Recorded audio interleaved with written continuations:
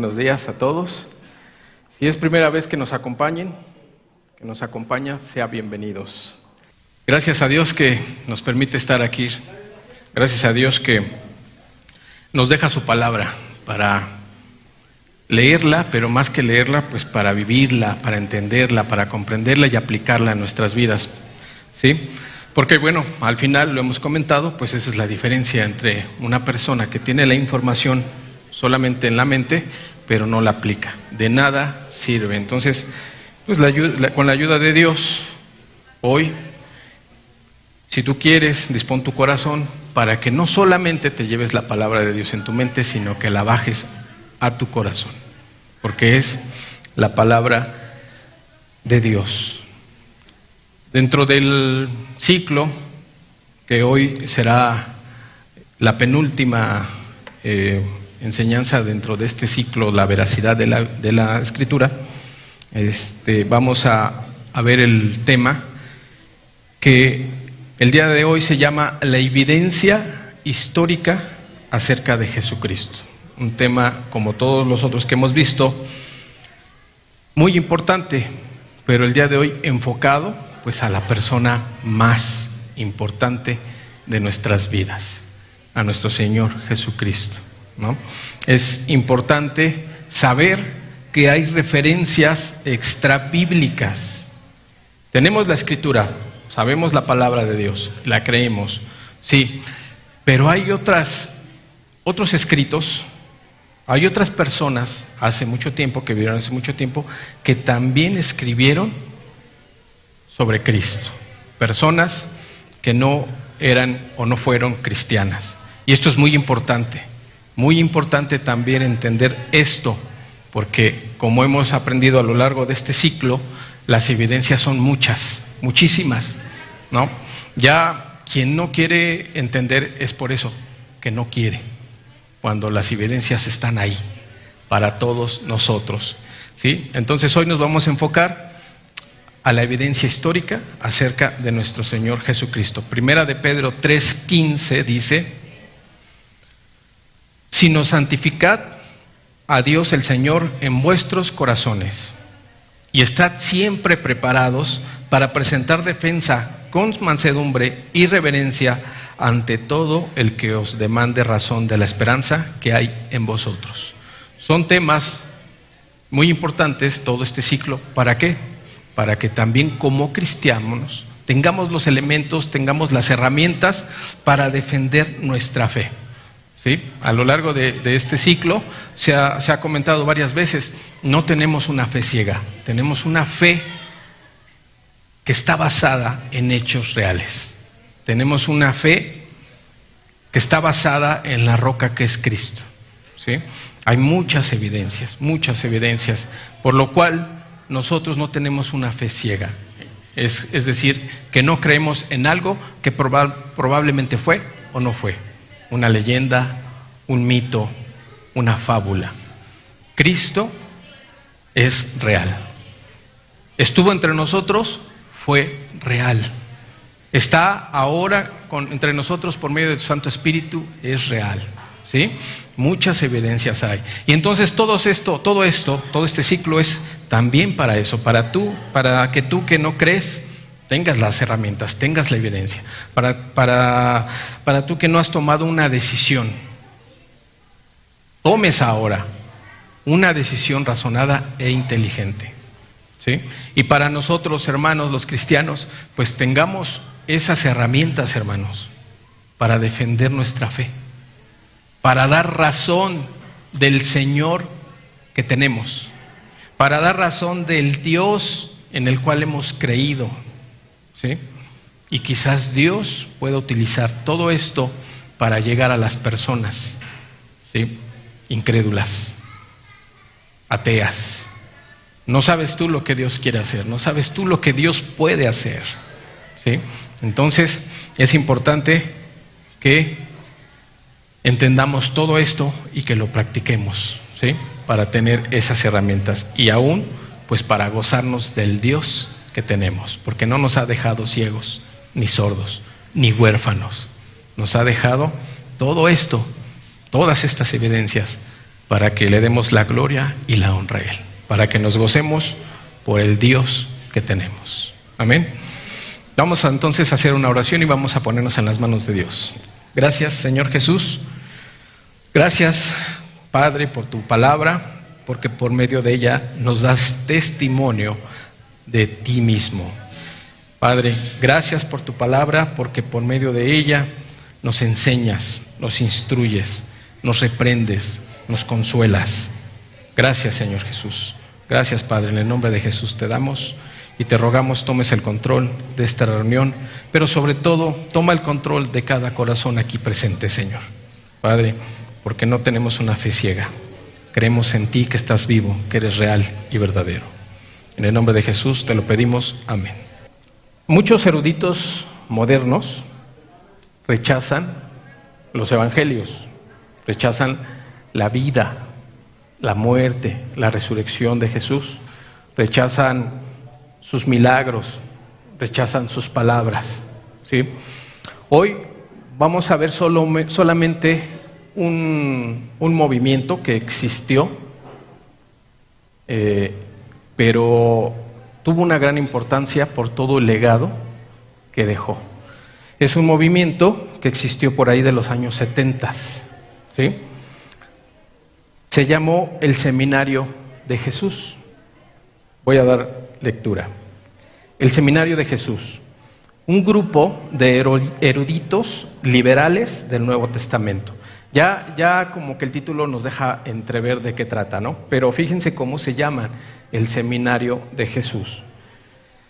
Se reunían semestralmente para determinar si alguna de las citas de las palabras de Jesús en los evangelios contaban con su aprobación, ¿sí? Era un comité, un grupo que se dedicaron a estudiar los evangelios, la palabra de Dios, y según sus normas y según sus criterios y según su percepción, ellos aprobaban o desaprobaban las palabras de Jesús.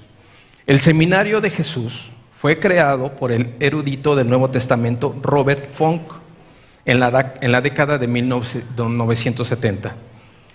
Funk deseaba reencontrar al Jesús histórico. Fíjense, pareciera una noble causa, ¿sí? Bueno, él deseaba reencontrar al Jesús histórico, que según él estaba oculto tras casi 2000 años de tradiciones, mitos y leyendas cristianas. El Seminario de Jesús fue creado para examinar los evangelios bíblicos y otra literatura cristiana primitiva con el fin de descubrir quién era realmente Jesús y qué fue lo que dijo exactamente. El Seminario de Jesús estaba compuesto casi en su totalidad por personas que niegan la inspiración, autoridad e infalibilidad de la Biblia. Entonces ya aquí ya parece contradictorio. ¿Por qué se pone Seminario de Jesús? ¿Por qué el objetivo que ellos dicen es estudiar las palabras, reencontrar al Jesús histórico? Pero ¿quién conformaba ese grupo? Gente que dudaba o no creía o que negaban la inspiración, la autoridad e infalibilidad de la Biblia. Ya no es coherente, ¿no? Los eruditos del Seminario de Jesús no creían en la deidad de Cristo, la resurrección de Cristo, los milagros de Cristo o la muerte expiatoria, sustitutiva de Cristo. Quizás lo más preocupante es que niegan que el Espíritu Santo sea el autor de toda la Escritura. Este es un grupo que todavía fue creado en 1970, pero todavía tenía influencia en la década de los 80 y en la década de los 90. Pero sembró las bases de muchos movimientos ateos, filosóficos, satánicos, incrédulos. Y no solamente es este grupo, hay muchos, ¿sí? Segunda de Timoteo 3, 16 y 17, por favor, si me acompañan. Segunda de Timoteo 3, 16 dice: toda la Escritura es inspirada por Dios y útil para enseñar, para redarguir, para corregir, para instruir en justicia, a fin de que el hombre de Dios sea perfecto, enteramente preparado para toda buena obra. La propia Escritura nos dice quién escribió la Escritura, quién la inspiró, mejor dicho, porque entendemos que la escribieron hombres, ¿sí? Pero inspirados por el Espíritu Santo. Habiendo movido el Espíritu Santo las mentes y las manos de todos los escritores, de todos los que escribieron, como dice en 2 de Pedro 1, 20 y 21, por favor.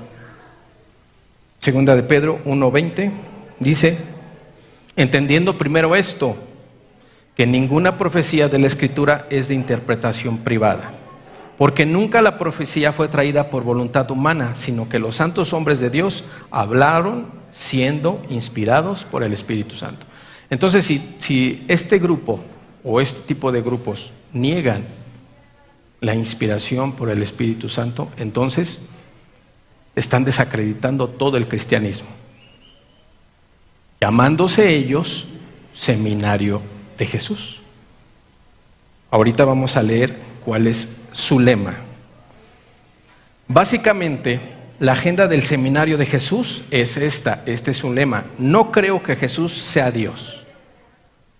Así que voy a eliminar de los evangelios cualquier cosa que registre a Jesús diciendo o enseñando que Él es Dios.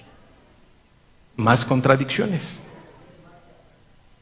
Si el movimiento fue creado para conocer, para redescubrir a Jesús históricamente, fíjate entonces cuál es su lema.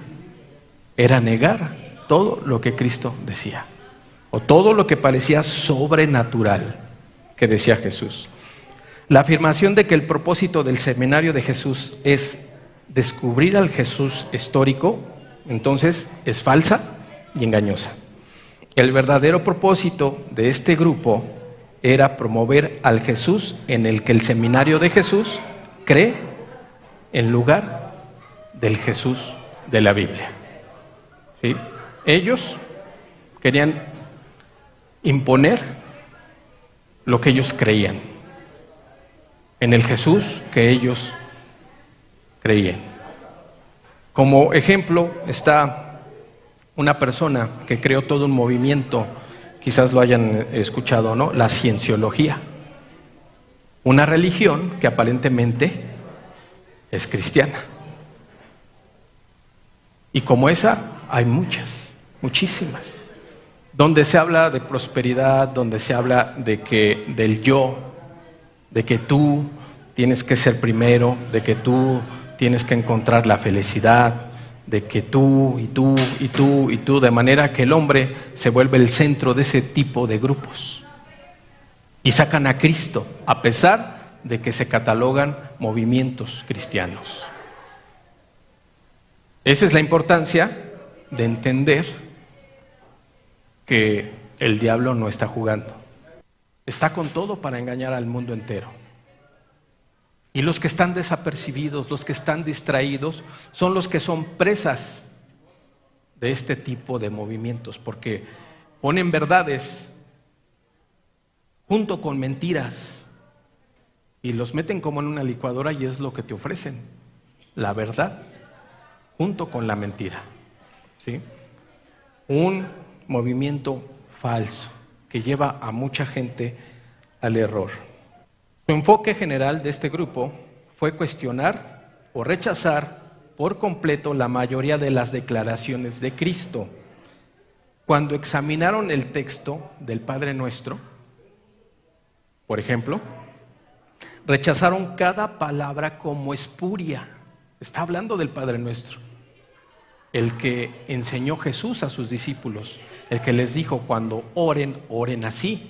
Entonces este grupo examinan el Padre Nuestro y dicen: toda palabra es espuria, excepto dos palabras: Padre Nuestro. Todo lo demás es falso. Todo lo demás son mitos, según este movimiento, este grupo. La influencia de este tipo de grupos es tremenda. Te voy a citar solamente 2 casos.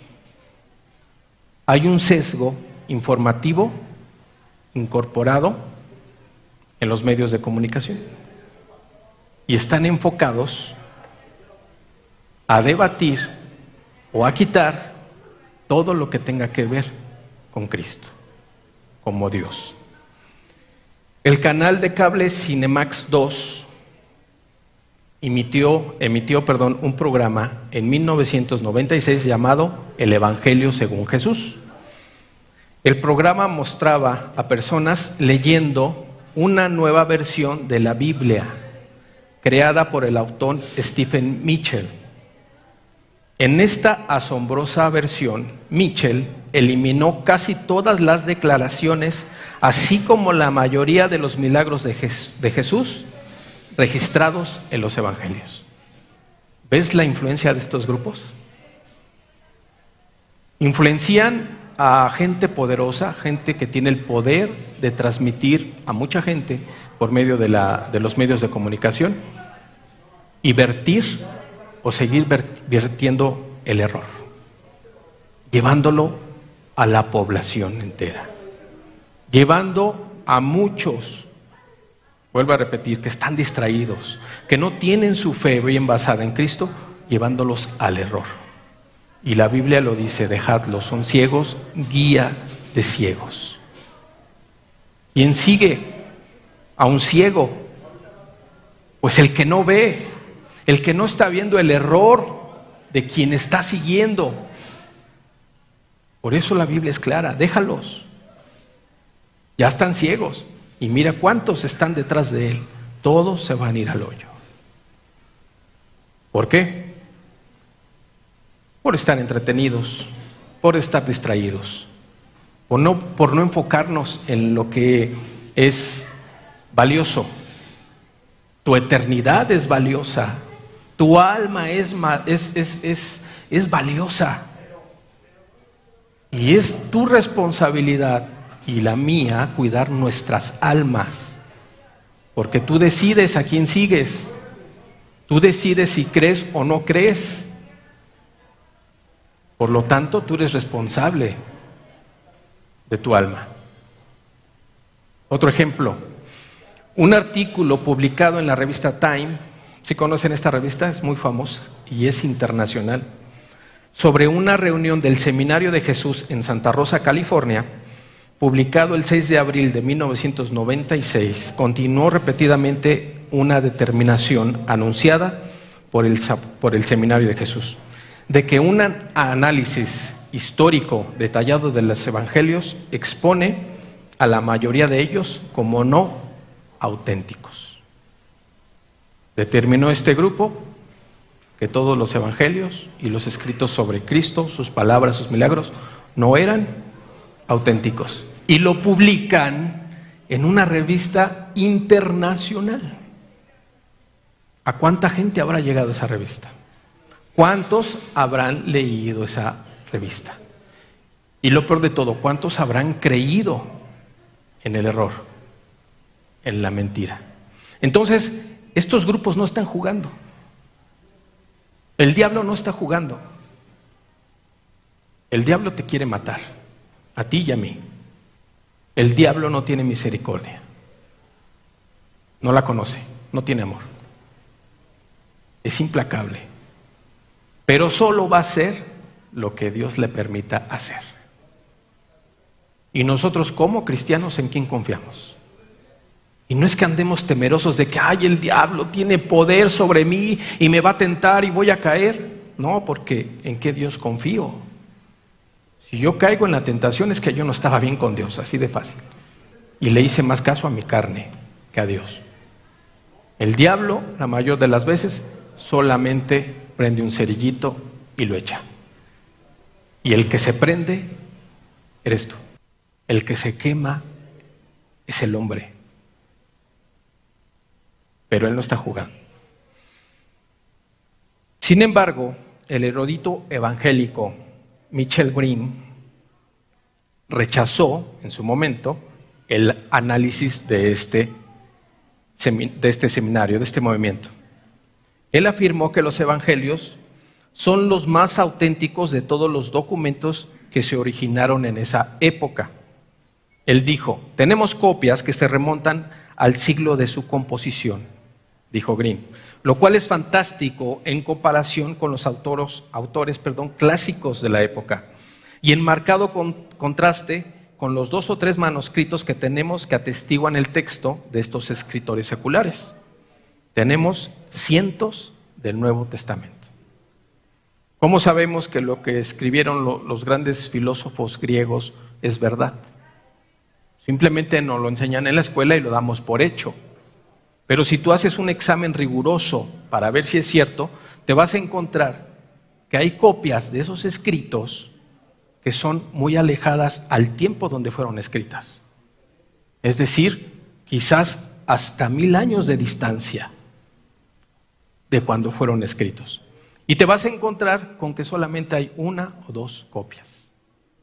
Sin embargo, lo enseñan como verdad en las escuelas y aprendemos de los filósofos griegos y damos por hecho que fue una realidad.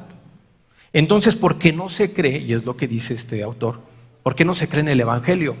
¿Por qué no se cree en las palabras de Cristo? Si hay cientos, hay miles, por ahí hay un teólogo que dice que hay miles de copias de los escritos de los Evangelios cercanos al tiempo cuando fueron escritos, a donde vivió Cristo, a donde vivieron los apóstoles. Y pensemos, si alguno de ellos, de los que escribió estos escritos cercanos y confirmando a los evangelios, fue falso, y todavía estaba vivo Juan, por ejemplo, que fue el último de los apóstoles, ¿no Juan lo hubiera refutado? O quizás ya no los primeros apóstoles, los 12, sino la iglesia primitiva. ¿No los hubieran refutado en el acto? Claro que sí. Pero a veces no pensamos eso, no se nos ocurre, es una realidad, ¿no? Pero la palabra de Dios, el Nuevo Testamento, tiene más pruebas de que fue escrito, de que todo lo que fue escrito fue real y que es veraz. C.S. Lewis presentó su famoso argumento del trilema de la siguiente manera: cualquier persona que hizo los milagros y pronunció los mensajes atribuidos a Jesús no podía ser un mero maestro humano o un profeta sin inspiración, sin importar cuán iluminado o exaltado fuera. Cualquiera que realizó los milagros atribuidos a Jesús e hizo las declaraciones que Jesús hizo acerca de su naturaleza y poderes, debe de ser el Hijo de Dios, como él afirmó. Y si no lo es, entonces es un mentiroso o un lunático. ¿Ustedes qué piensan? O Jesús es quien dijo que es, o fue un mentiroso o un lunático. Porque ¿qué hombre cuerdo va a afirmar lo que Jesús afirmó? ¿Qué hombre cuerdo va a morir por una mentira, por una creencia? Ser torturado de la manera que él fue torturado. Por eso C.S. Lewis dijo, o de verdad fue el Hijo de Dios, o fue un loco, un mentiroso o un lunático. Durante los primeros años del siglo XX, muchos eruditos liberales cuestionaron la precisión histórica de los evangelios, porque creían que fueron escritos casi 100 años después de los eventos que describen. Los eruditos concluyeron que los documentos de los evangelios se basaron en rumores y tradiciones orales en lugar de relatos de testigos oculares. Sin embargo, los evangelios y las epístolas declaran que son relatos de testigos oculares, directos, de la vida de Cristo.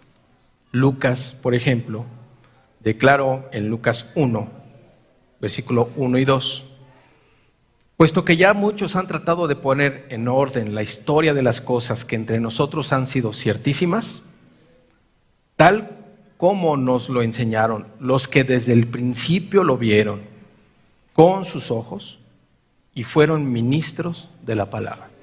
Estos movimientos aseguran que no son reales los relatos, porque no hay testigos oculares, o no hubo testigos oculares. Sin embargo, Lucas escribió que sí hubo, porque Lucas sabemos que fue médico, pero hay algunos historiadores que le dan el grado de historiador por el nivel de investigación y lo que plasmó, resultado de su investigación, en los evangelios.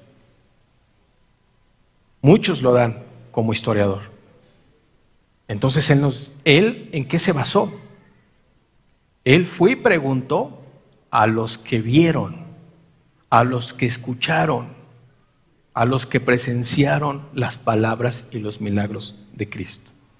Y lo plasma Lucas en el evangelio que lleva su nombre. Más tarde, en el libro de los Hechos, Lucas confirmó que sus informes escritos al oficial romano Teófilo contenían pruebas infalibles, las pruebas históricas y legales más fuertes posibles. Es decir, gente que vio.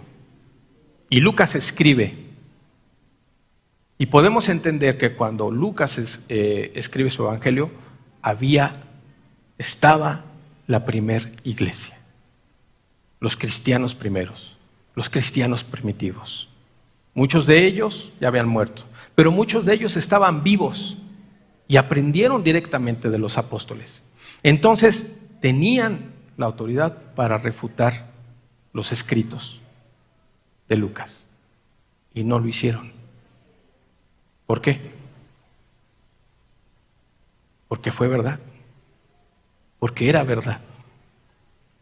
Lucas escribió lo que había pasado, lo que había acontecido, dándole veracidad a su relato, llevándolo a pruebas históricas y legales. ¿Por qué? Porque cuando pasa o tú vas a levantar una queja, una demanda ante un juzgado, pues es porque a ti te hicieron algo, tú lo viste. Aún así te piden testigos. ¿Vas a buscar a quién? A quien vio, a quien apoye tu relato, un testigo. Es una prueba, por lo tanto, legal. Una prueba que no fue refutada por nadie. Fíjate hasta cuántos miles de años después salen este tipo de grupos, entendiendo que desde el principio hubo oposición. Desde el principio, mucha gente, muchos movimientos han querido destruir la Biblia, han querido desaparecerla. ¿Y será la palabra de Dios o no? Porque hasta la fecha la tenemos. A pesar de tantas intenciones de destruir, pero eso es imposible. ¿Por qué? Porque es la palabra de Dios. Hechos 1:3, Lucas declara: a quienes también, después de haber padecido, se presentó vivo con muchas pruebas indubitables, apareciéndoseles durante 40 días y hablándoles acerca del reino de Dios. Seguramente muchos de esos de los cuales se refiere Lucas estaban vivos aún y tenían el poder de refutar todo esto. Y vuelvo a repetir, no fue así.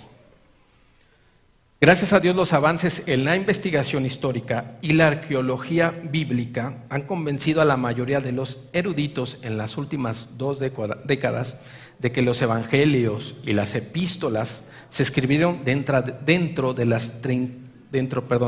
los 35 años o menos de los eventos que describen. El difunto William Albright, el más grande arqueólogo bíblico de su época, declaró: en mi opinión, cada libro del Nuevo Testamento fue escrito por un judío bautizado entre los años 40 y 80 del primer siglo después de Cristo. Esto nos da un tiempo en donde es imposible que se hayan escrito mentiras, o leyendas, o fábulas, porque estaban vivos los que estuvieron con él. Eso entonces lo hace imposible.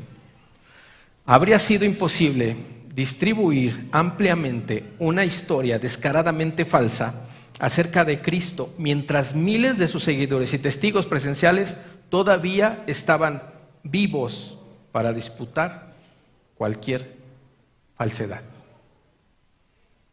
Uno de los principales seguidores de Cristo, el apóstol Juan, permaneció como obispo a cargo de 7 iglesias en Asia Menor, en el actual Turquía, hasta los primeros años del siglo II, es decir, alrededor del año 105 después de Cristo. Obviamente, Juan habría detectado y denunciado como herético cualquier pasaje falsificado que pudiera haber sido insertado en los manuscritos bíblicos. Los escritos de la iglesia primitiva confirman que Juan leyó los evangelios compuestos por Mateo, Marcos y Lucas y confirmó su exactitud, que eran reales, que eran verdaderos. Luego escribió el Evangelio de Juan para cubrir las actividades del primer año de ministerio de Jesús que no habían sido cubiertas por los otros escritores de los evangelios. Es decir, cada evangelio de cada uno de los 4 escritores, cada uno de ellos tuvo su perspectiva. Andaban con Cristo, escucharon a Cristo, y cada uno de ellos, como personas individuales, tenían su perspectiva, y que fue lo que plasmaron. Y Juan, al leer los 3 evangelios de Mateo, Marcos y Lucas, dijo: faltó escribir esto. Y lo escribe Juan. Pero no refuta lo que estaba escrito, complementa, dando veracidad al relato de los 3 evangelistas. Todo esto quizás pasamos de largo, y si no lo estudiamos, no lo pensamos. Pero todo esto le da peso a la palabra de Dios. Todo esto le da peso al evangelio. Y todo esto nos ayuda a dar fe de nuestra confianza, de la misma fe y de la propia fe que tenemos en Cristo Jesús. Y yo no sé tú, pero a mí me maravilla. A mí me fortalece mi fe. A mí me hace enamorarme más de mi Señor, de Cristo. Y sabiendo todo esto, ahora Dios te puede ayudar y te puede utilizar mejor para llegar a otras personas, para evangelizar a un mundo que se está cayendo, que se está muriendo. Entonces es importante que, como lo hemos dicho en semanas pasadas, razonemos esto que estamos escuchando para llevarlo por obra. Los primeros manuscritos bíblicos. Los eruditos modernos poseen más de 5,000 copias manuscritas de porciones del Nuevo Testamento en griego. Fíjate el número, más de 5,000. Hay 15,000 manuscritos adicionales en otros idiomas de los primeros siglos de esta era. En marcado contraste, ningún otro texto importante, ya sea histórico o religioso, tiene más de unas pocas docenas de copias tempranas que han sobrevivido hasta nuestra generación. Los 20,000 manuscritos sobrevivientes del Nuevo Testamento revelan numerosas diferencias menores, como diferencias individuales en la ortografía. Sin embargo, este número sin precedentes de manuscritos proporciona la evidencia más fuerte posible de que la Biblia que tenemos hoy es fiel a los manuscritos originales. ¿Se han encontrado errores? Sí. ¿En la traducción que hoy leemos, que es la Reina Valera 1960, hay errores? Sí. Pero es la mejor traducción que hay. Pero los errores, yo te quiero decir que encontramos, es lo que dice aquí, son irrelevantes. Son errores de ortografía y en algunos casos son errores de traducción. que tuvieron los traductores cuando hicieron este gran trabajo. Pero en nada difieren o cambian la doctrina. En nada. Por eso se les considera errores menores. Dios tiene cuidado de todo lo que hace. Pero también deja que como seres humanos aprendamos y entendamos que como humanos no somos perfectos. Pero Dios tiene el cuidado de que esos errores no afecten su doctrina. Eso es muy diferente a lo que ha pasado a lo largo de la historia en el movimiento cristiano. En Estados Unidos hubo un pastor pentecostal que parecía que todo iba bien, pero en algún momento él empezó o le dio más peso a su lectura sobre el infierno. Y entonces él empezó él mismo a deducir, si Dios es amor, ¿por qué hay un infierno? Él estaba basado en la verdad, él tenía la misma Biblia que tú y yo tenemos, él leía lo que tú y yo leemos, pero él decía, pero ¿cómo es posible que haya un infierno si Dios es amor? Entonces él deduce y dice, no es cierto, Dios es amor y el infierno no existe. ¿Y qué pasó? Se desvió. Y entonces ahora lo que enseñaba es que Dios es amor, pero omitió el infierno. Y si quitas el infierno, entonces Dios no es justo. Dios es un alcahuete, porque te va a alcahuetear el pecado y te va a dejar entrar al cielo aún estés muerto en tus delitos y pecados. Pero fíjate lo que le puede pasar a una persona que predica el Evangelio. Nos puede pasar a cualquiera si no estamos basados en la fe, si no tenemos estos elementos que fortalecen nuestra fe. Sigo leyendo. Los estudiosos pueden rastrear el origen de las diversas lecturas para determinar con certeza el texto original. Las pequeñas variaciones y discrepancias no dejan lugar a dudas sobre la intención de la redacción. Ninguna de las pequeñas diferencias afecta un solo hecho o doctrina importante de la Biblia. La evidencia es convincente para cualquiera que la examine abiertamente. El testimonio combinado de miles de manuscritos antiguos y fragmentos de manuscritos concuerdan en una cosa. El texto de la Biblia ha permanecido sin cambios en todos los detalles esenciales durante miles de años. Más allá del estudio y la comprensión de los primeros manuscritos bíblicos, otra prueba muy convincente es simple. Si se realiza un seguimiento de la influencia omnipresente que Jesucristo ha ejercido en el mundo entero durante 2 milenios, debe hacer y responder 2 preguntas. ¿Cómo este individuo que no tenía dinero ni poder político y vivía en una parte oscura del mundo antiguo ganó tanta influencia sobre la población mundial?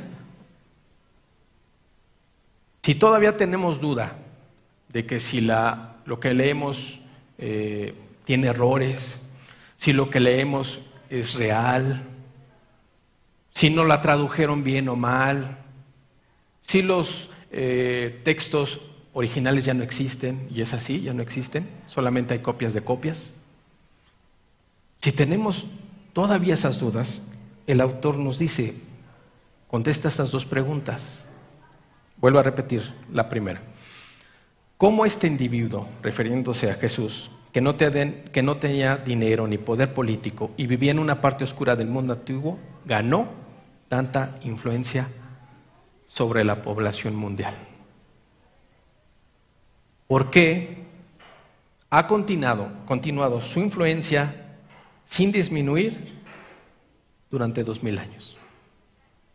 ¿Por qué?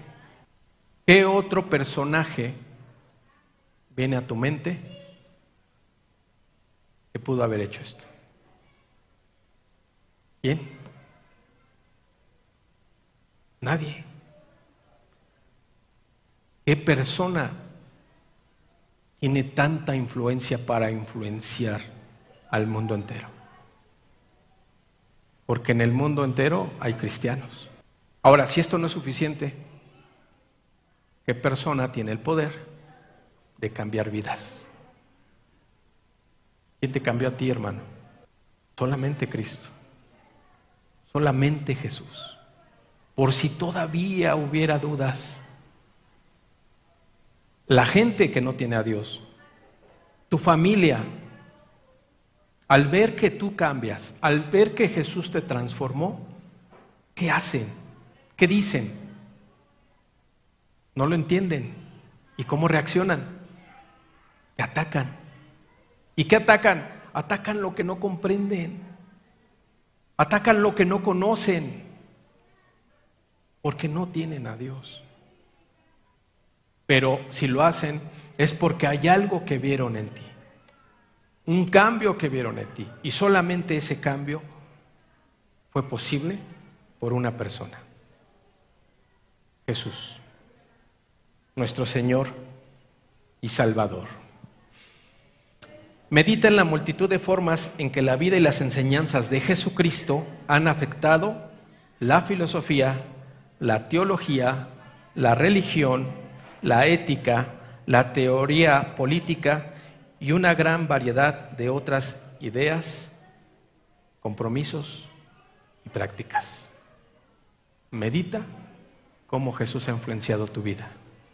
¿Y por qué estamos aquí? Porque hemos sido influenciados por el Espíritu de Dios. Porque Jesucristo te ha traído. Para que aprendamos las verdades que Dios tiene para nosotros. No es casualidad. Nadie te trajo, quizás te invitaron, pero el que te trajo se llama Jesús. Y porque quiere cambiarte, quiere hacerse manifiesto a tu vida. Fíjate lo que te voy a decir. Quiere Jesús que recapacites y le des la oportunidad de cambiarte, de transformarte, que dejes de pelear con todos los prejuicios que tenemos y adquirimos durante nuestra vida. Prejuicios que a muchos nos insertaron en la mente con filosofías, con estudios, con creencias, con tradiciones. Quiere Jesús que hagas a un lado todo eso y le abras su corazón para que Él pueda entrar a morar a ti. Pero necesitas despojarte de todo eso que te estorba para entregarte a nuestro Señor Jesucristo. Vamos a citar unas fuentes que no son cristianas y que hablan sobre Cristo. Una gran cantidad de manuscritos históricos, romanos y paganos de los primeros siglos de la era cristiana documentan la vida, muerte y resurrección de Jesucristo y la influencia espiritual que ejerció mucho más allá del área donde vivió y enseñó. ¿Sí? Entendemos todos que Israel está del otro lado del mundo y ve hasta dónde llega la influencia de Jesús. ¿Una persona común? No. Una persona especial. El Hijo de Dios.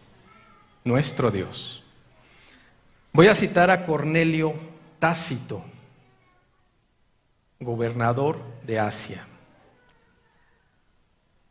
Cornelio Tácito fue un historiador romano y gobernador de Asia en la actual Turquía, en el año 112 después de Cristo. Se refirió a Jesús cuando escribió sobre la persecución de los cristianos después de la orden del emperador Nerón, tras la falsa acusación de que los cristianos habían quemado Roma. Él dijo: Cristo, el fundador del nombre, fue muerto por Poncio Pilatos, procurador de Judea en el reinado de Tiberio. Pero la perniciosa superstición, reprimida por un tiempo, estalló de nuevo, no solo por Judea, donde se originó el mal, sino también por la ciudad de Roma. Fíjate la perspectiva de este hombre. Recriminaba a los cristianos, recriminó a Cristo mismo. Pero aún con eso, él plasma en la historia que Cristo fue real, que su obra y sus dichos fueron reales. Tácito, como historiador cuidadoso, con acceso a los archivos del gobierno de Roma, registró detalles que confirmaron muchos relatos de los evangelios, Hechos y Romanos. No cualquiera, un historiador que tenía acceso a los archivos del gobierno, escribió de Cristo, dando veracidad a los hechos de Jesús. Suetonio, historiador romano. Suetonio fue el historiador oficial de Roma en el año 125 después de Cristo. En su vida de Claudio se refirió a los cristianos como causantes de disturbios en Roma, lo que provocó que fueran expulsados de la ciudad. Identificó a la secta de los cristianos como derivada de la instigación de Christus, que en su ortografía del nombre Cristo, que es la ortografía del nombre de Cristo. Plinio el joven. Plinio Secundus, conocido como Plinio el joven, declaró que los cristianos tenían la costumbre de reunirse en cierto día fijo antes de que amaneciera, cuando cantaban un verso alternativo, un himno a Cristo como a un Dios, y se comprometían a un juramento solemne de no hacer maldad alguna, pero nunca de cometer fraude, hurto, adulteria, nunca falsificar su palabra. Plinio fue gobernador de la provincia romana de Bitinia, también en la actual Turquía, en el año 112 después de Cristo. Le escribió al emperador pidiéndole instrucciones sobre el interrogatorio de los cristianos a los que perseguía. En sus epístolas afirma que estos creyentes no adorarían al emperador Trajano y no maldecirían a su líder, Jesucristo. Incluso cuando soportaban el sufrimiento de la tortura extrema. Plinio describió a los cristianos como personas que amaban la verdad a toda costa. Al considerar el testimonio de estos primeros creyentes, es imposible creer que voluntariamente sufrirían y morirían por algo que sabían que era una mentira. Fíjate todo lo que escribió este hombre. Y al final él dice, no es posible que hayan creído en una mentira y por ella hayan muerto. ¿Quién moriría por una mentira? Si a ti te están torturando para que digas algo, para que confieses algo, y eso que tú estás defendiendo es mentira, ¿vas a seguir aceptando la tortura? Con tal de que no te torturen, dices la verdad. Total, es una mentira, dices la verdad. Pero estos que un escritor secular, a los que se refiere, ellos morían a causa de la tortura por lo que sabían, por lo que ellos habían vivido, por lo que ellos creían.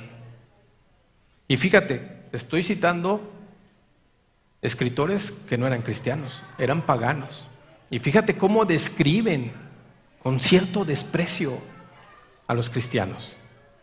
Pero son testimonios importantes para entender que no solamente la Biblia habla de las cosas que dijo Cristo y que hizo Cristo.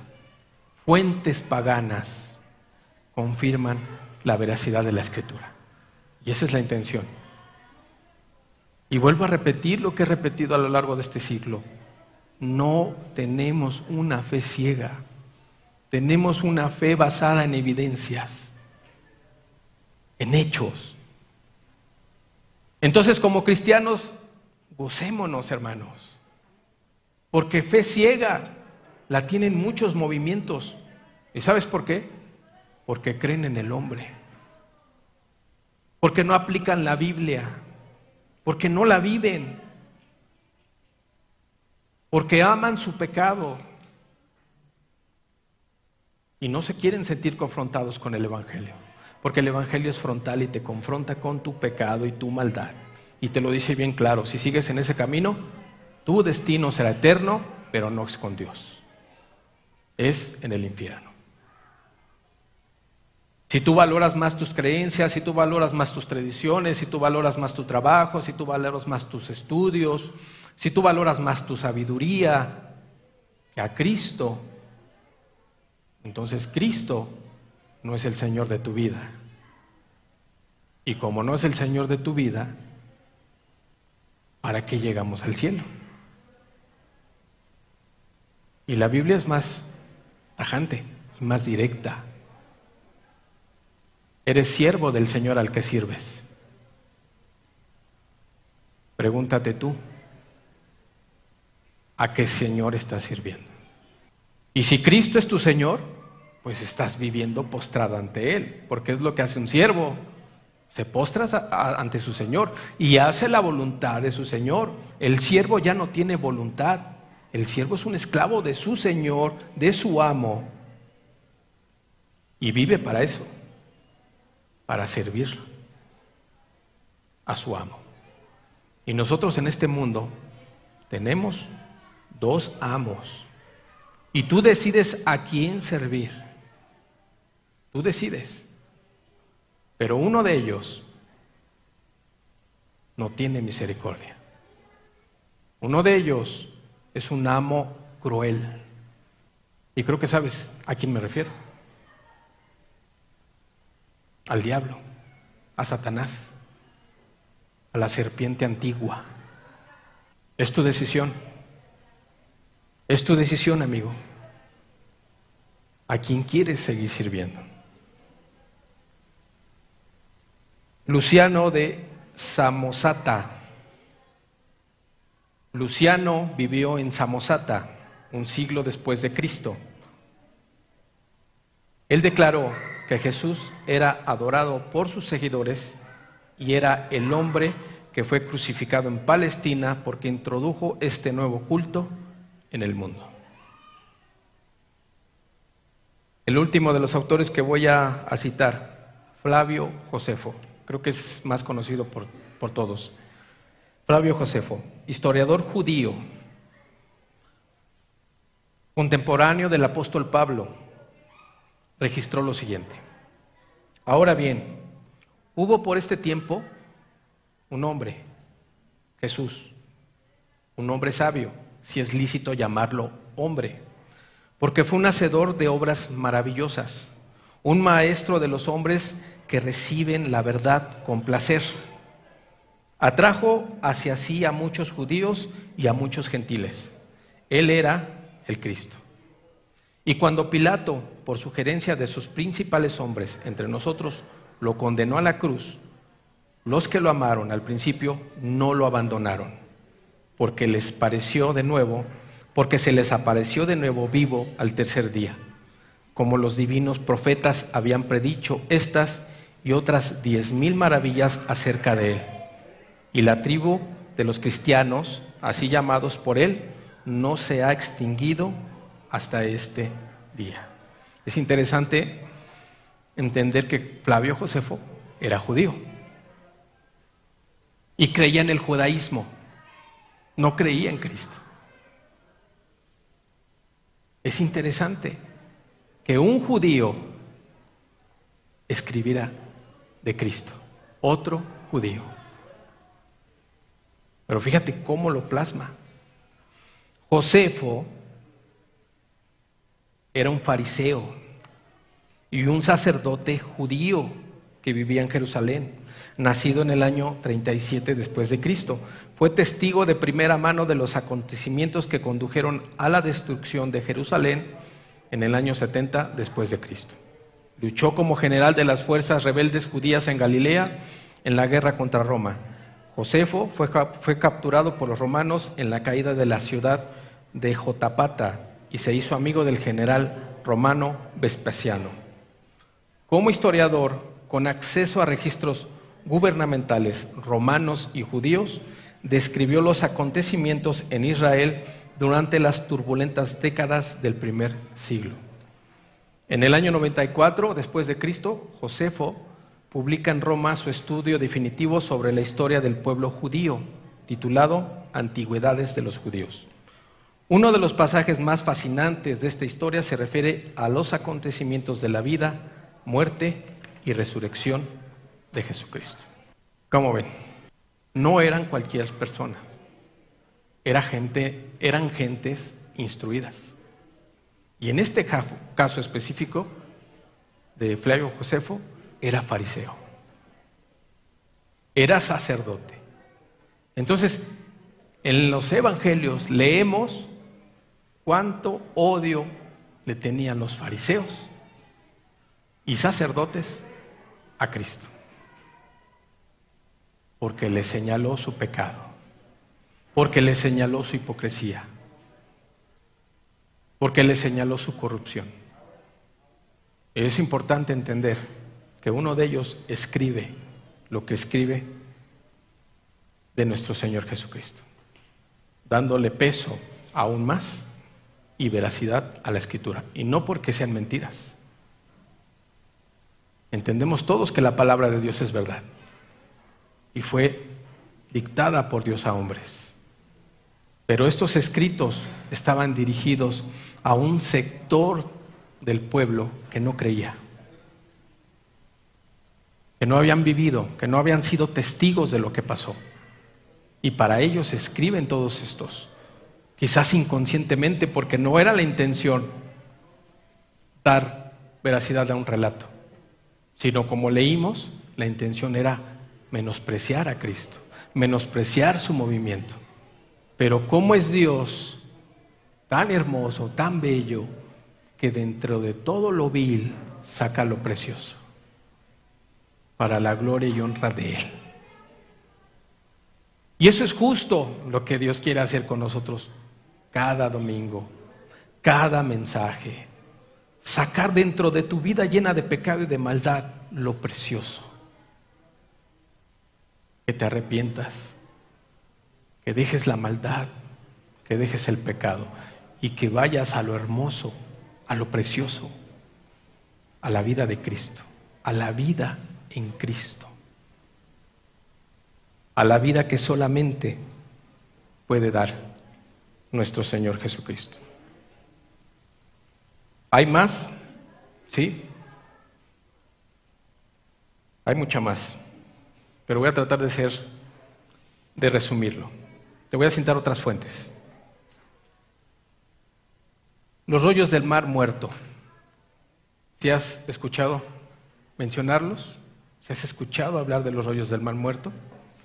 En 1947, un año antes de que Israel se convirtiera en nación, en Qumran, cerca del Mar Muerto, un pastor beduino encontró una cueva, ¿sí?, que produjo, o que había en ella, más de 1000 manuscritos de valor incalculable que datan del año 68 después de Cristo.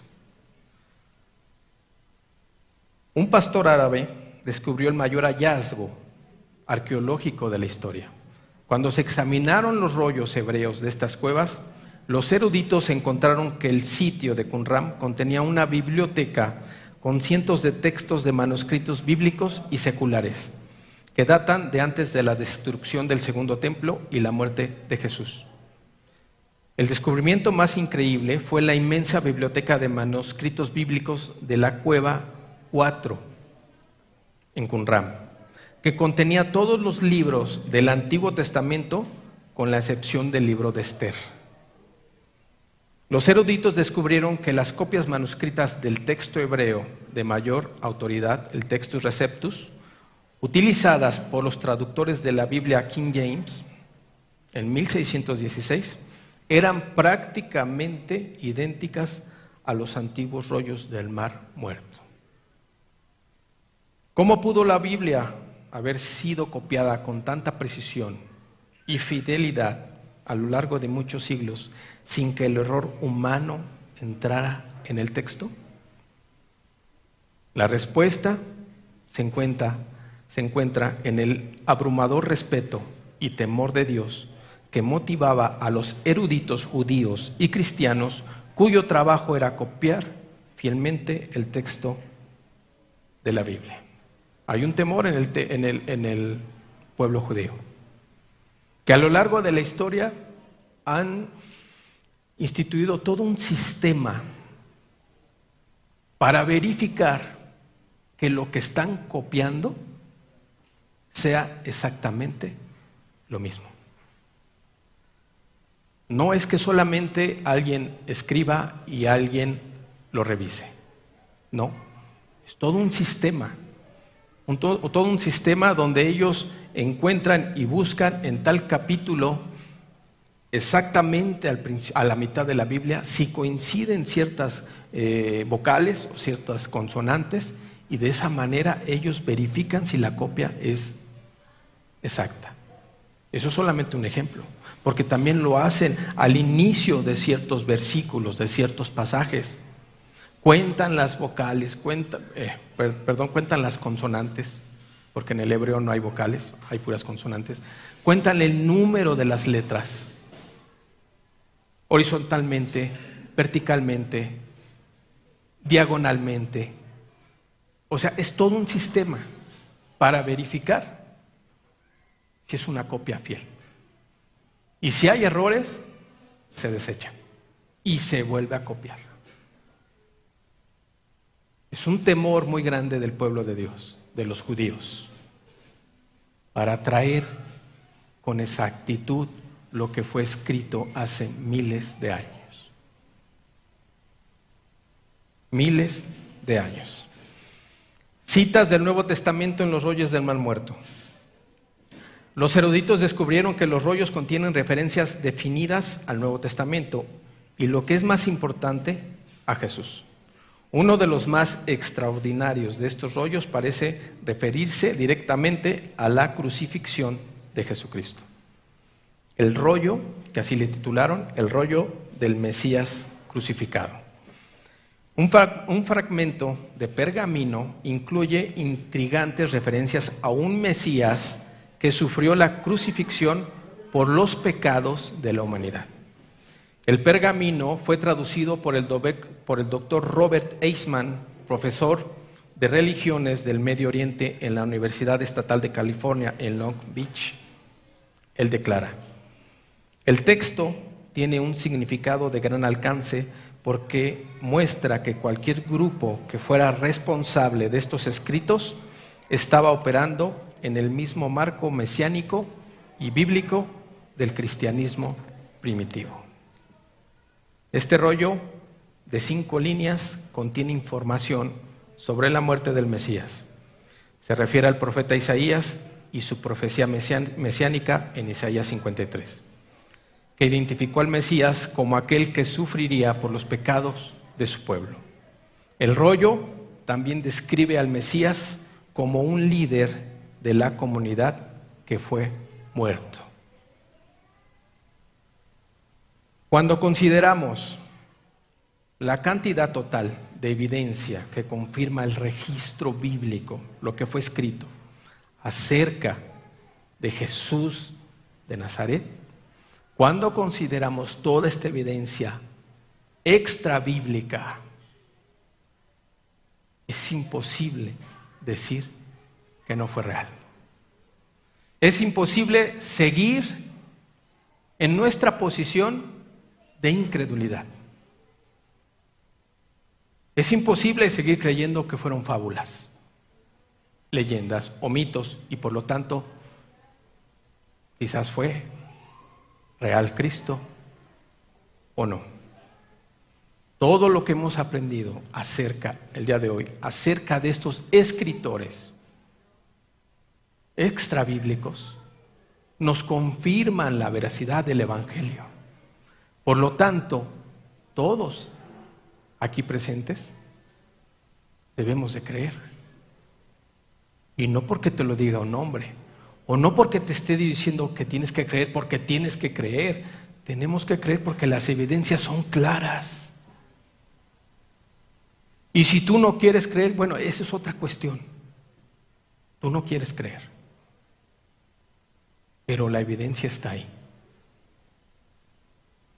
Está de una manera muy clara.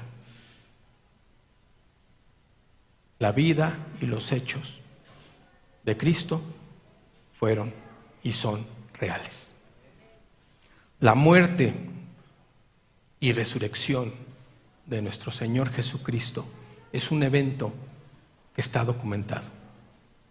Que la misma historia da testimonio de ese evento. Un evento tan grande que marcó a la humanidad entera, de manera que partió el tiempo. Antes de Cristo y después de Cristo. ¿En qué año estamos? En el 2025 después de Cristo. El mismo calendario que ocupamos, cristianos y no cristianos. La crucifixión de nuestro Señor y la vida de nuestro Señor fue un evento real que marcó a la humanidad entera. El historiador Philip Schaff describió en su libro La persona de Cristo la abrumadora influencia que la vida de Jesucristo ha tenido en la historia y cultura posteriores del mundo occidental. Y dice así: Este Jesús de Nazaret, sin dinero, sin armas, conquistó a más millones que Alejandro Magno, que César, Mahoma y Napoleón. Sin sin saber, Él arrojó más luz sobre las cosas y causas humanas y divinas que todos los filósofos y eruditos juntos. Sin la elocuencia de las escuelas pronunció las palabras de vida como nunca antes o después, y produjo efectos que están más allá del alcance del orador o del poeta. Sin escribir una sola línea, puso en movimiento más plumas y proporcionó temas para más sermones, oraciones, discusiones, volúmenes eruditos, obras de arte y cantos de alabanza que todo el ejército de grandes hombres de los tiempos antiguos y modernos. Este hombre ha provocado más cantos que ningún otro autor en la humanidad. Este hombre, Jesucristo, ha inspirado para que toda la humanidad le cante. Si el hombre carnal escribe cantos por un amor, por una mujer, y a veces son cantos muy preciosos desde el punto de vista del mundo. Ahora imagínate este personaje, perdón por describir así a nuestro Señor, pero imagínate a esta persona que ha inspirado a generaciones y a generaciones y a generaciones durante miles de años. ¿Cuántos cantos ha inspirado en la humanidad? ¿Por qué? ¿Quién pudo hacer eso? ¿Quién puede hacer eso? ¿Quién puede vivir enamorado de una persona así por muchos años? ¿Quién puede estar agradecido con una persona así? Solamente aquel que le ha conocido. Solamente aquel que ha creído. Nadie a lo largo de la historia ha movido tanta gente como nuestro Señor Jesucristo. Nadie a lo largo de la historia ha inspirado a tanta gente, a generaciones, a países enteros, a basar sus constituciones en la palabra de Dios. Nadie, solo una persona, nuestro Señor Jesucristo. Y entonces, ¿por qué no estamos postrados ante Él? Y entonces, ¿por qué la gente todavía se niega a creer en Él, que es el único Salvador, que Él es el creador y dador de la vida?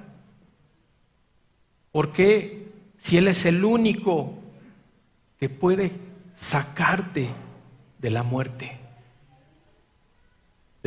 en vida cuando las personas están muertas en sus delitos y pecados.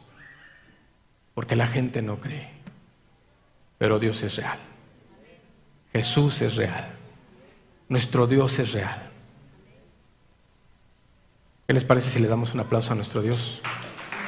Y le alabamos. Porque nuestro Dios está vivo. Nuestro Señor Jesucristo está vivo. Tenemos un Dios vivo. Tenemos un Dios real y verdadero. Tenemos un Dios que ha transformado nuestras vidas. Tenemos un Dios que no nos ha dejado solos. Tenemos un Dios que nos provee. Tenemos un Dios que nos ha hecho de nuevo. Y lo mismo hoy quiere hacer contigo. Vamos a cantarle a nuestro Dios. Vamos a cantarle con ese entendimiento. Él es lo más precioso que nos puede pasar a cualquiera de los que estamos aquí. Él es lo más precioso que le puede pasar al hombre. Él es el único que te puede sacar del hoyo. Él es el único que sacándote del hoyo te puede limpiar para Él. Y te quita el fango y te quita el estiércol, en el cual pareciera que somos felices. Él es el único que viene y nos da vida. Tenemos un Dios vivo, real y verdadero, y por eso le alabamos. Y por eso vivimos para Él y vivimos por Él. No somos fanáticos, somos gente agradecida con nuestro Dios por todo lo que ha hecho por nosotros, por todo lo que hace y por todo lo que hará. Y nuestra esperanza es verlo un día cara a cara. Y nuestra esperanza es entrar al reino de los cielos y postrarnos ante Él y besar sus pies y besar sus manos y darle las gracias por haber muerto por nosotros. Gente pecadora, gente que no lo merecía. Vamos a alabar a nuestro Dios. Jesús, Señor de la creación, siendo en forma de Dios, se despojó de sí mismo, tomó la semejanza de hombre, siendo impuro y sin mancha, entre nosotros vivió, y asimismo se humilló,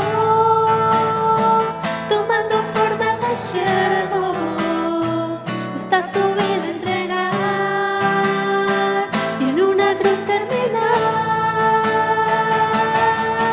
Mas Dios a lo sumo le exaltó y su nombre engrandeció, para que ante su autoridad toda rodilla se doble y toda lengua confiese que Jesús es el Señor. Mas Dios a lo sumo le exaltó y su nombre engrandeció, para que ante su autoridad toda rodilla se doble y toda lengua confiese que Jesús es el Señor. Jesús, Señor de la creación, siendo en forma de Dios, se despojó de sí mismo, tomó la semejanza de hombre, siendo impuro y sin mancha, entre nosotros vivió, y asimismo se humilló, tomando forma de siervo, hasta su vida entregar. Aleluya.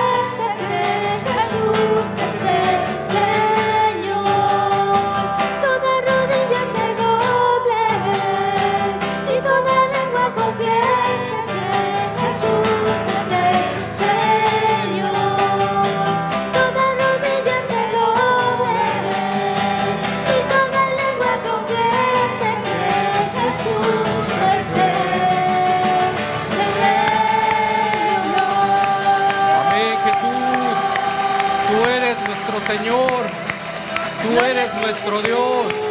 Amén. Tú eres nuestro Salvador. Amén. Bendito sea, Señor, porque no hay otro Dios. Tú eres nuestro Dios, Señor. No hay nadie como tú, Señor.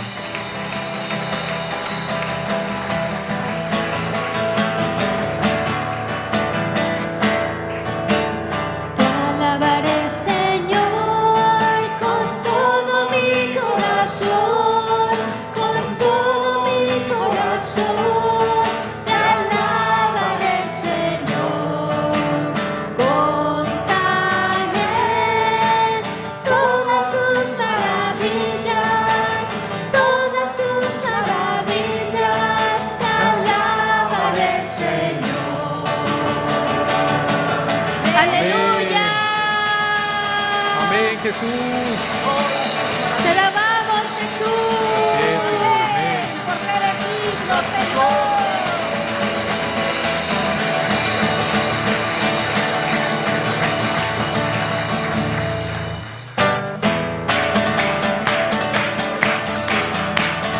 Te alabaré, Señor, con todo mi corazón, con todo mi corazón.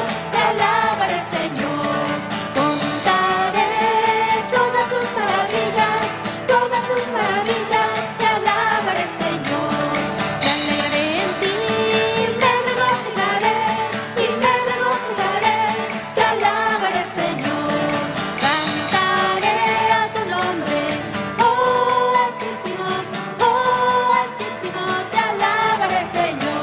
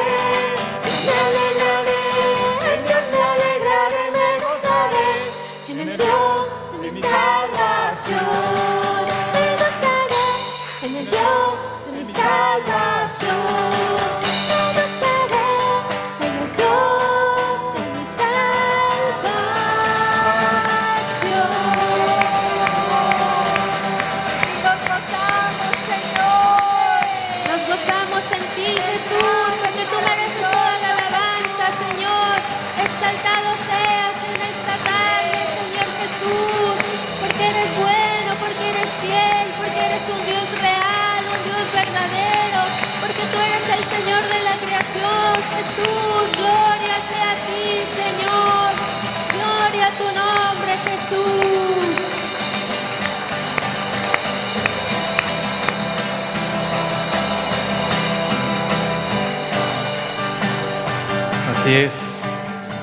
Así es, Señor Jesús, cómo no darte la gloria, Señor. Si te vemos, Señor, cada día al despertar, Señor. Si respiramos, gracias por tu favor, Señor. Gracias, Señor. Padre, cómo no, Señor, darte toda la gloria y toda la honra. Si nos permites estar aquí, si nos permites reunirnos, si nos permites alabarte, si nos permites escuchar tu palabra, Señor. Gracias, Señor Jesús. Gracias porque solamente vemos tu mano todos los días de nuestra vida, Señor. Y aún en las aflicciones, Señor, aún en la enfermedad, tú te glorificas, Señor. Bendito seas por todas esas tribulaciones. Bendito seas por todas esas enfermedades, por toda esa escasez, Señor, porque eso nos lleva más a ti, Señor. Eso nos lleva a depender más de ti, Señor. Porque a ti te agrada, Señor. Porque a ti te agrada que nos portemos como tus hijos y tú como nuestro Padre. Gracias por ser nuestro Dios. Gracias por revelarte a nuestras vidas. Gracias, Señor, por buscarnos cuando no te buscábamos, Señor. Y gracias por amarnos cuando no te amábamos, Señor. Gracias, Señor, por manifestarte en la vida de cada uno de nosotros. Gracias por la vida de todos los aquí presentes, Señor, por cuanto hay vida y tenemos vida, hay esperanza, Señor. Y nuestra esperanza eres tú, Señor. Gracias, Señor. Por eso te alabamos. Por eso te cantamos. Porque estás vivo, Señor. Porque estás vivo, Señor. Y te manifiestas en nuestras vidas. Todos los días de nuestra vida. Bendito seas, Señor.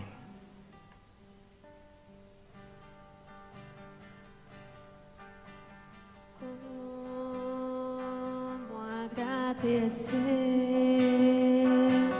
lo que ha hecho Dios por mí?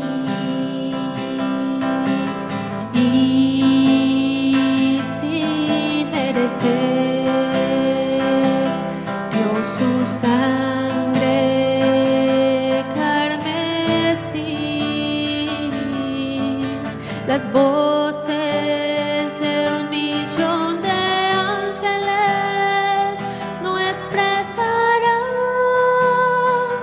mi gratitud. Lo que yo soy y lo que espero ser, lo debo todo a Él. Amén. A Dios sea la gloria, a Dios sea la gloria, a Dios sea la gloria por lo que hizo por mí. Con su sangre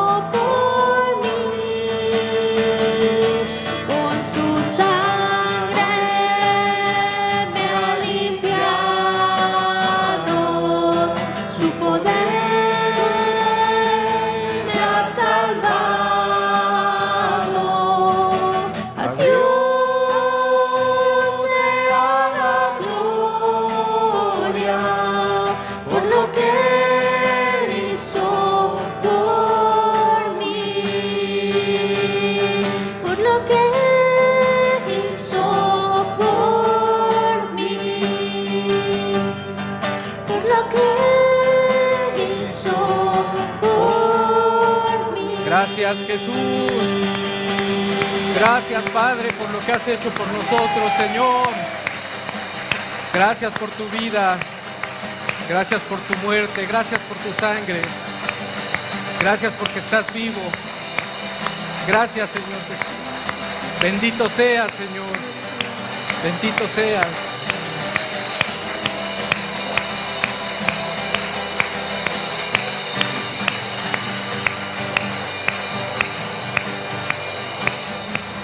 Porque la gloria solo es para ti, Señor. ¿A quién le daremos la gloria, Señor? A nuestras habilidades, a nuestra sabiduría, a la suerte. ¿A qué le vamos a dar la gloria, Señor? Solo a ti, Señor, porque tú estás vivo, Señor. Porque solamente tú eres Dios, Señor. Porque solamente tú has hecho lo que has hecho. Nadie más lo podrá hacer ni lo hará, Señor. Por eso te damos la gloria a ti. Por eso estamos rendidos a ti. Por eso somos tus siervos. Porque eres nuestro Dios. Y eres nuestro Señor. Toda la gloria sea a ti, Señor. Toda la gloria y toda la alabanza. Bendito seas. Bendito seas, Señor. Bendito seas por todos los siglos, Señor. Gracias, Señor Jesús. Gracias por tu palabra. Gracias por instruirnos. Gracias, Señor, por fortalecer nuestra fe. Y no que no la tengamos, Señor, sino que fortaleces y nos maravillas nuestra fe, Señor. Gracias porque nos enseñas que por cuanto estás vivo, nuestra fe no es ciega. No estamos huérfanos. Tenemos un Padre y tú eres nuestro Padre. Gracias, Señor. Así es, Señor. Bendito y alabado seas por los siglos de los siglos. Amén, Señor. Amén. Amén. Pues Dios los bendiga a todos. Hemos terminado nuestra reunión, estamos despedidos y si Dios permite, próximo domingo, otro mensaje de Cristo para todos nosotros. Dios los bendiga. Si quieres mantenerte sentado, meditando, adelante.